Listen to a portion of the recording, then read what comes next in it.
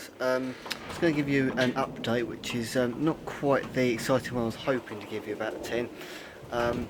Basically put, I really wanted with every bit of my willing power, I wanted to get this to the Festival Unexceptional next Saturday, and since it balled on me last Sunday, I've spent basically yet again every waking hour of my life trying to make the thing work, because as you know I put a hell of a lot of time and effort into the car, and to not be able to show it at a show is just absolutely frustrating, devastating as hell to me.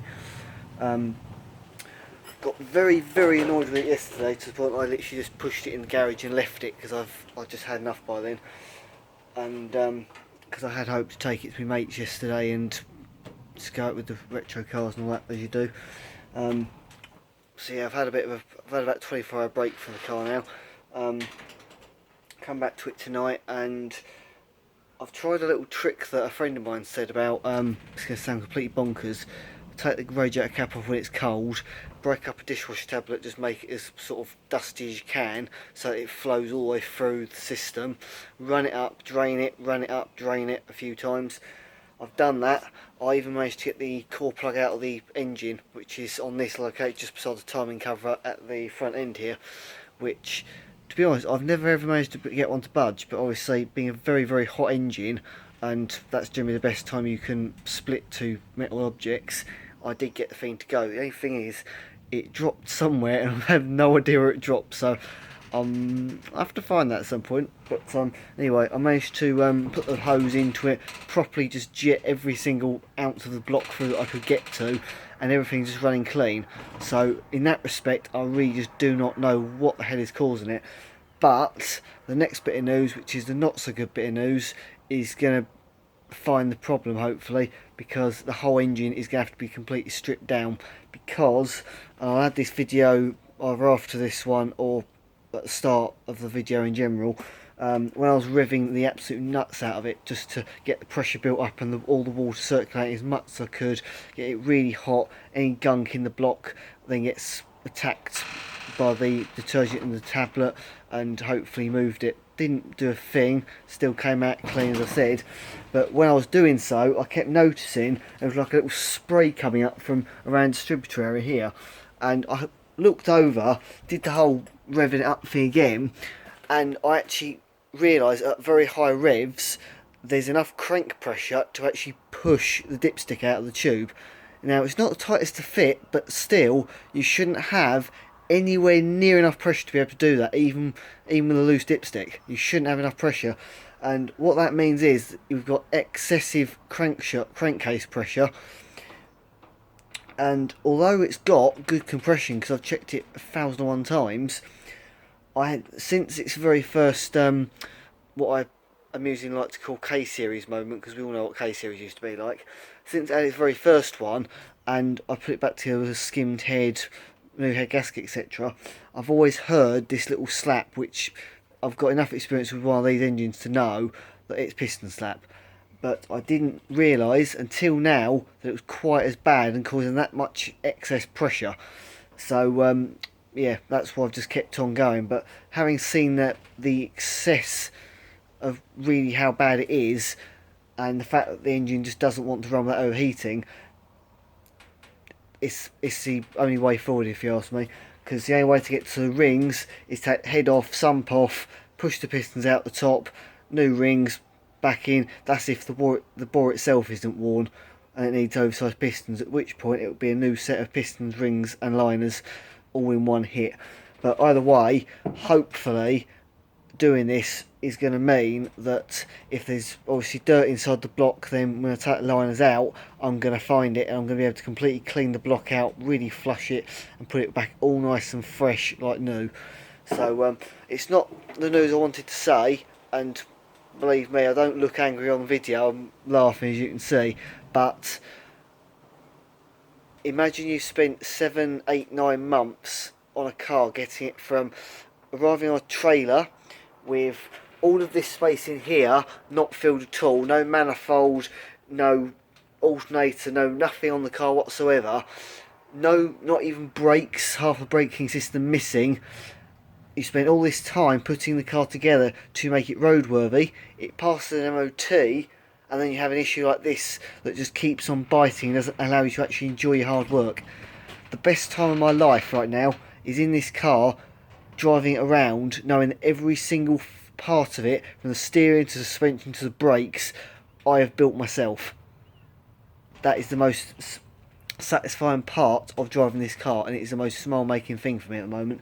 So not being able to drive it is really going to get to me, but I'm going to use that energy.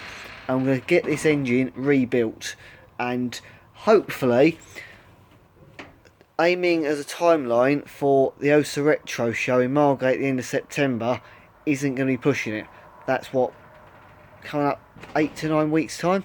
So hopefully in that time I can get this engine stripped down, everything measured up, see what it needs, and while I'm in there obviously put some new main bearings and big end bearing shells, because no brain, you got the sump off, you might as well do it while you're in there.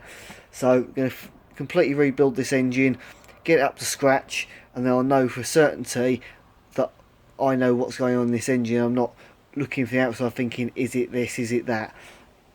And that's really, hopefully, the biggest thing that's going to hold me back, really, if I'm honest, is the worry of knowing what will happen if I don't get certain things just right.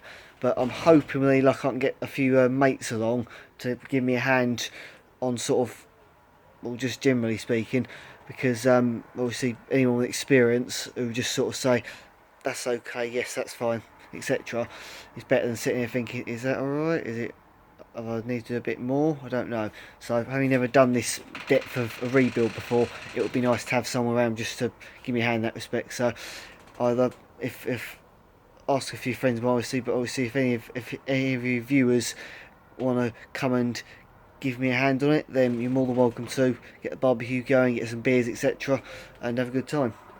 But anyway, the Super 5 is the only other car I've got to take to the Festival of the Unexceptional next week, and it's going to go there. So I'm going to give it a good valet up. Me mate Reese today gave it a tickle of polish on the bonnet just to see how it would come up, because the paint on it is absolutely abysmal. So he gave it a quick try to see how it would come up, and I think it's going to shine up okay. It won't look concourse by any means, it's not a concourse car at all, but I think a good valet and it will come up and look presentable just for that show, at least give me something to take to it. And obviously it's a Renault, so it's just up my alley. And as I think I've told you, the Mark 1.5 that I've taken to that show for 2 years straight, I took that off the road when the insurance on it expired back in May, because that needs the rear quarters on it doing. And having been bubbling since the day I bought it, I decided that the only way to get that one done was take it off the road and wait until I can completely strip it back, see how bad it is, and whether it ends up just a exterior renovation or a full back to bolts restoration is, I don't know yet, but that's the plan with that one. So yeah, I'll see you next Saturday with the Renault Super 5 GTL, which is quite ironic really, because there's not much of it that's a GTL anymore. But yep, I'll see you at the Festival of the Unexceptional next weekend with the Renault Super 5, and I look very forward to seeing, as we call it in the car world, the cool old shite. So until then, see you soon, and obviously I'll keep you posted. Right, I've just thought I'd give you a little detour of the Super 5, because I'm not actually sure I've ever showed you the Super 5 on a video before. So this is it. She's called Anna. I've had her since I was 16. She was my 16th birthday present, and restored it as my first car. Still got it 6 years later. That's how nuts I've always been about it.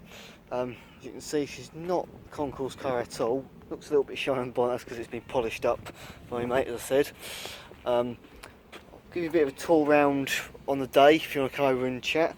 But anyone who's a bit of an anorak on Renault 5s will know what is and isn't right for a GTL spec car. But one thing's certain, it's very far off being original now, except the fact that it's got these early bumpers, because there is some dents on the front wings, which was caused by my very first road accident, and this one sort of doesn't really line up at all. But that front bumper I actually drove all the way to Portsmouth for, because it was the only phase 1 front bumper I could find in this country, because I'm not a big fan of facelift cars.